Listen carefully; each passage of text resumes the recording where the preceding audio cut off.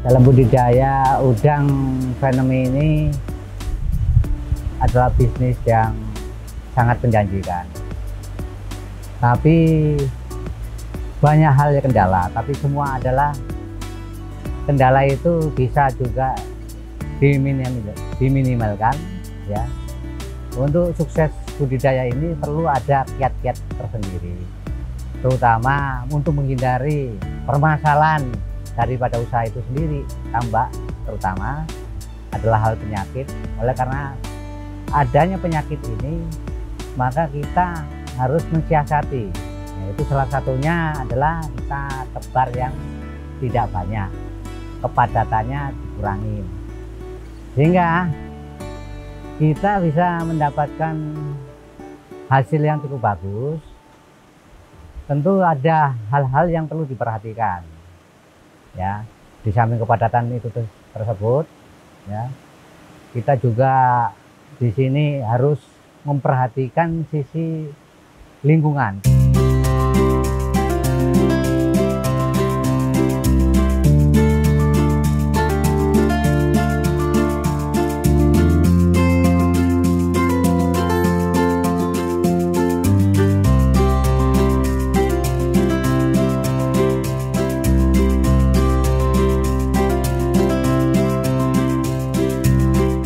Istilahnya kita bertambak ini adalah pertama set selection ya, mencari tempat yang lingkungan yang bagus.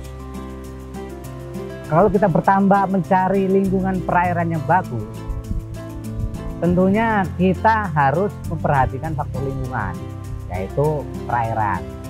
Karena bagaimanapun petambak ini kan kalau berhasil 10 bisa berkembang 20, 30 dan selanjutnya. Karena bagaimanapun juga suatu keberhasilan itu nggak berhenti sampai begitu. Akan tetapi sisi budidaya, kalau kita tidak memperhatikan lingkungan, di mana waktu pertama kita membuka suatu tambak ya, dengan kawasan yang bagus, tentunya kalau kita buka tambak kan kita perlu perairan yang bagus. Itu kunci pertama. Begitu kita membuka tambak, kalau kita nggak ramah lingkungan, ya tentu saja kita akan mendapatkan permasalahan. Karena bagaimanapun juga usaha kita tambak itu kunci faktor utama adalah faktor lingkungan. Ya, faktor lingkungan. Kalau faktor namanya kondisi ya tanah dan sebagainya itu kan dengan uang selesai, mau dikonstruksi model bagaimanapun selesai. Tapi soal perairan itu kunci utama, karena kita memelihara biota laut perairan, di mana memerlukan kondisi perairan yang bagus. Nah, untuk itu maka kita pertama kali membuka usaha ini harus ramah lingkungan, yaitu artinya kita ini bisnis juga harus berkelangsungan panjang, harus berdampingan lingkungan. Oleh karena itu perlu kita membuat suatu buangan AMDAL yang nantinya akan mempermudah kita, karena permasalahan tambak itu banyak sekali, terutama hal penyakit. Karena bagaimana kita nggak bisa menghindar dari penyakit ya, seperti usaha apa, usaha ayam juga ada penyakit, usaha mungkin ayam juga banyak penyakit. Tapi bagaimana kita survive dalam usaha ini, yaitu pertama yaitu lingkungan yang harus diperhatikan.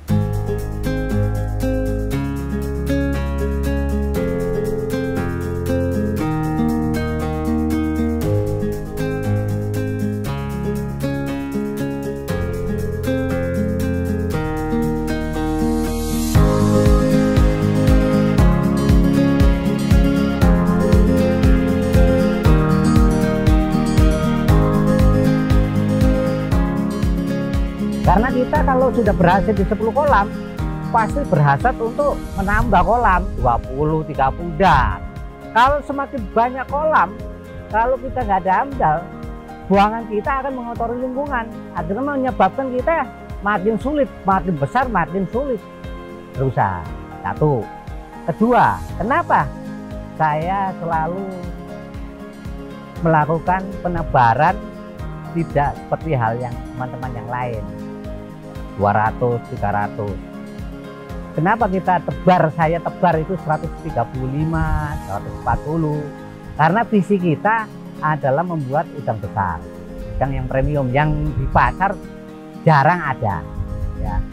Terus kedua, kita juga akan berpikir untuk menjaga lingkungan. Kalau kita tebar banyak, otomatis buangan kita akan mengotori lingkungan kita sendiri ya, akibatkan menyebabkan kita makin sulit untuk berusaha, karena bagaimana juga keberhasilan yang 20 peta, 30 peta akan membuat kita makin besar, makin banyak limbah yang mengotori lingkungan. Oleh karena itu kunci pertama adalah bagaimana kita berbudidaya ini ramah lingkungan. Bagaimanapun teknologi yang ada, kalau lingkungannya jelek, ya kita sulit untuk mendapatkan hasil yang maksimal. Oleh karena itu di sini selalu konsisten, istiqomah di dalam penebaran, kita nggak terlalu banyak.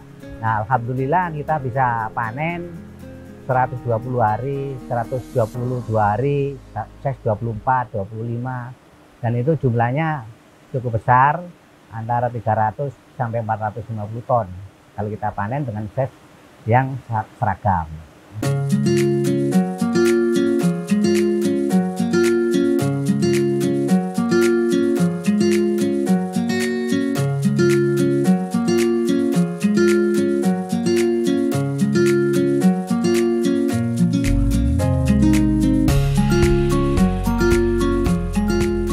Kita membuka suatu kawasan tambak sendiri, kita memang membatasin dalam bentuk klaster-klaster. Misalnya kita membuka tambak 10 hektar ya, 10 hektar efektif air, artinya kita memerlukan lahan kira-kira 30 hektar. 10 hektar itu kita pergunakan efektif untuk kolam 10 hektar. Jadi selebihnya untuk fasilitas jalan, outlet, kemudian fasilitas AMDAL dan sebagainya. Nah, kenapa kita membukanya 10 hektar, tidak satu kawasan itu sampai 1 hektar? Karena kita khawatirkan kita membuka 100 hektar itu limbah kita cukup besar dan akan menyulitkan kita. Permasalahan kita ada. Nah, kita sendiri bisa tahu bahwa budidaya itu penuh dengan permasalahan. Nah, kita meminimalkan permasalahan itu sehingga kita dari periode ke periode hasilnya cukup menjanjikan. Kita nggak terlepas dari permasalahan. Namanya kita nambah itu ya harus berdampingan dengan satu penyakit. Tapi bagaimana kita meminimalkan mungkin masalah-masalah yang ada. Itu salah satu yang saya perhatikan di sini.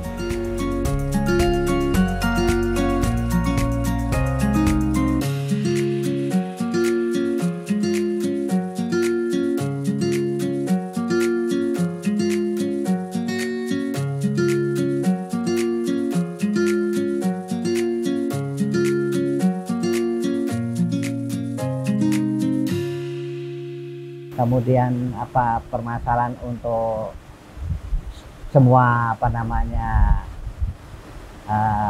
tambak ini yang sangat penting adalah sumber daya manusia. Itu paling pokok. Karena kenapa?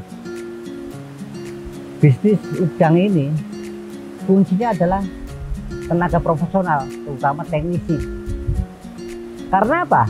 Karena usaha ini, pengusaha di dalam usaha tambak ini semua tidak pernah mengerti masalah teknis ya. Tidak mengerti masalah teknis sehingga semua dipercaya kepada teknisi. Kalau teknisi kurang bagus, tak profesional ya, petambak tidak happy, industri pakan juga ya tidak akan berkembang karena banyak permasalahan tambak. Nah, oleh karena itu usaha tambak ini memerlukan tenaga yang profesional. Sedangkan tenaga profesional ini lahir dengan sendirinya, ya. Tidak ada sertifikasi masalah teknisi, dan teknisi itu keberadaannya dan timbul itu dengan sendirinya, mereka belajar sendiri. Tidak ada suatu lembaga atau lembaga pendidikan yang mengkhususkan untuk ilmunya kepada usaha tambak ini. Nah, oleh karena itu saya concern terhadap sumber daya manusia, makanya kita mendidik teknisi muda, ya, untuk berkiprah di tambak. Terutama sarjana-sarjana yang baru lulus itu, dia tidak banyak bekerja di usaha tambak. Karena apa? Karena usaha di tambak ini tidak mungkin mereka bisa mendapatkan kesempatan memegang kolam. Karena apa? Kolam itu punya resiko yang besar, investasi yang besar, hanya dipercayakan orang yang baru, nggak mungkin. Makanya mereka yang S1 itu jarang mau kerja di tambak, karena tidak ada yang mendidik. Sebenarnya kalau mau menjadi seorang teknisi, itu penghasilannya yang luar biasa, ya, bisa mencapai 100 juta, 200 juta, hampir 300 juta.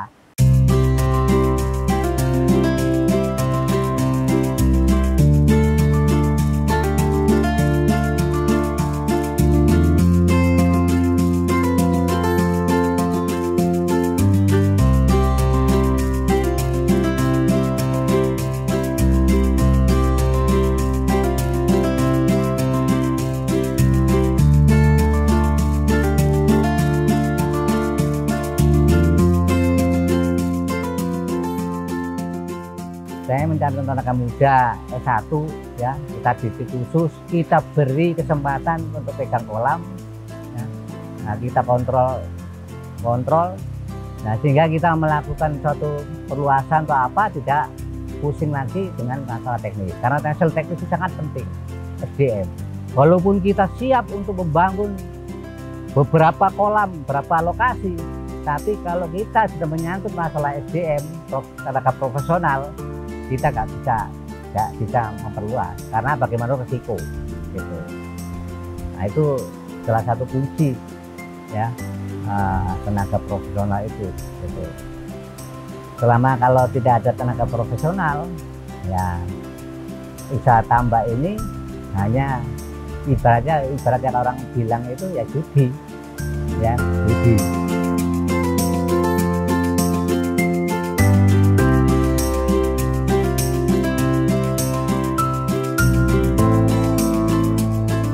Saya yakin bahwa usaha tambak ini ada sisi-sisi yang bisa digali, ya, terutama kalau banyak permasalahan tambak, misalnya apakah tidak takut dengan EMS dan penyakit yang lain yang sangat menakutkan, ya, semua petambak bilang akan takut. Akan tetapi kita kalau menghindar dari penyakit, ya, jangan kita dengan menebar yang cukup tinggi dan sebagainya atau tidak ramah lingkungan, itu akan memang timbul permasalahan yang ada. Justru kita menghindari, bisa hanya menghindari penyakit itu, ya, dengan cara budidaya yang baik, yang tentu pendekatan lingkungan, terutama lingkungan perairan. Karena bagaimanapun kita bertambak, kalau sukses di suatu daerah, pasti di daerah tersebut akan timbul pam-pam baru, ya, karena mereka melihat bahwa keberhasilan dari tambak tersebut. Nah, terus berjamurlah tambak-tambak di daerah tersebut. Tapi kalau seandainya kita sendiri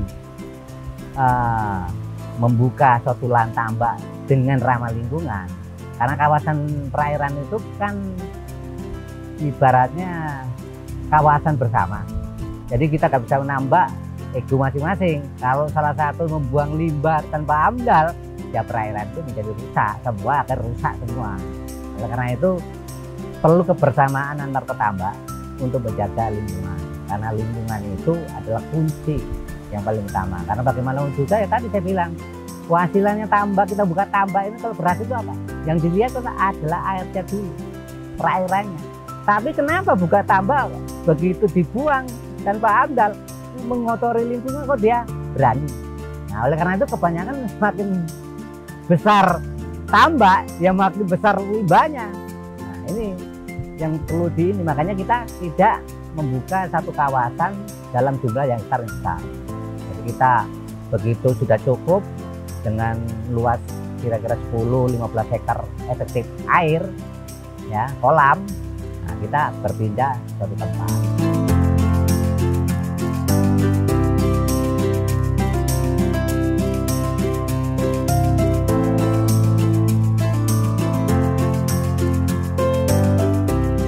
Walaupun kita punya amdal, sebenarnya kalau limbah, kita ngomong limbah tambak. Limbah tambak itu sebenarnya tidak berbahaya kalau limbah dari padatan terutama lumpur itu jangan sampai keluar ke laut. Bagaimana kalau dibilang limbah airnya tidak berbahaya? Ya karena kita ini memelihara biota laut. Kita ukur hardness-nya, kita ukur tomnya, kita ukur pH-nya, kita ukur DO-nya, kita ukur amoniaknya, nitritnya, supaya aman, supaya tambak yang kita pelihara cukup aman. Nah, oleh karena itu kalau buangannya tentu baik, karena airnya kita perlakukan dengan baik, karena kita pelihara ada makhluk laut. Nah, tapi yang berbahaya adalah buangannya, lumpurnya yang berbahaya. Kalau sampai ke laut akan mencemari laut. Nah, ini yang akan menimbulkan suatu banyak hal permasalahan tambak karena perairannya itu sudah menurun tingkat kualitasnya. Oleh karena itu harusnya sadar kita bahwa kita ini diuntungkan oleh apa? Oleh lingkungan. Budidaya kita bagus secara lingkungan.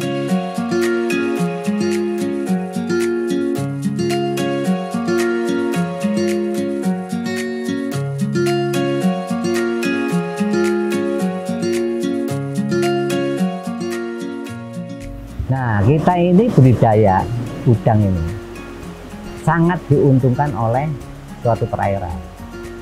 Bagaimana juga kalau punya tenaga yang profesional, dia cukup kesulitan untuk membudidayakan udang tanpa melakukan satu pelakuan. Pelakuan itu yang dilakukan di tambak itu mengacu pada perairan.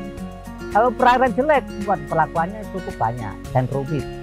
Tapi kalau perannya bagus, sedikit perlakuan sudah menghasilkan udang yang baik. Nah, oleh karena itu kita budidaya ini sangat diuntungkan lingkungan. Oleh karena itu kita perlu menjaga lingkungan, karena bagaimana juga ya saya utarakan seperti tadi, kalau namanya 10 kolam berhasil, dia pingin 10 kolam, 20 kolam, 20 kolam, 30 kolam. Nah, kalau seandainya seperti itu, yang ditakutkan adalah limbah, terutama limbah padat, ya, limbah organik.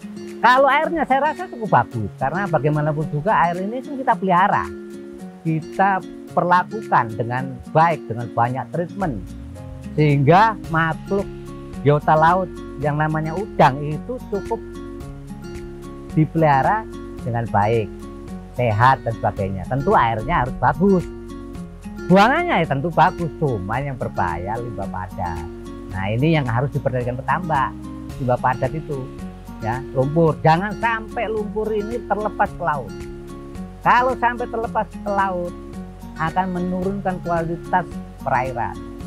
Sedangkan kualitas perairan itu menentukan keberhasilan budidaya. Nah, oleh karena itu, kalau sampai kita tidak memperhatikan itu, ya merugi sendiri. Kita investasi sudah cukup banyak, ya. Jadi kalau makin besar, investasi kita besar, limbah kita besar, ya permasalahannya besar. Ya, karena bagaimana juga usaha tambak ini gampang-gampang susah. Ya, karena akhirnya kita mencari solusi budidaya yang safety, ya, safety. Karena banyak risiko besar, karena tambak udang ini memang bisnis yang menjanjikan, untungnya sangat besar, tapi jangan lupa ruginya juga, kalau rugi cukup besar. Oleh karena itu bagaimana memaintain risiko ini sehingga untungnya besar, risikonya kecil. Nah, ini yang kita siasati seperti ini. Makanya saya tebar di sini dengan kebatasan rendah. Kenapa? Kita menjaga lingkungan kita ini. Kita bertambah selama 12 tahun, 13 tahun. Lancar. Ya karena lingkungan tidak berubah.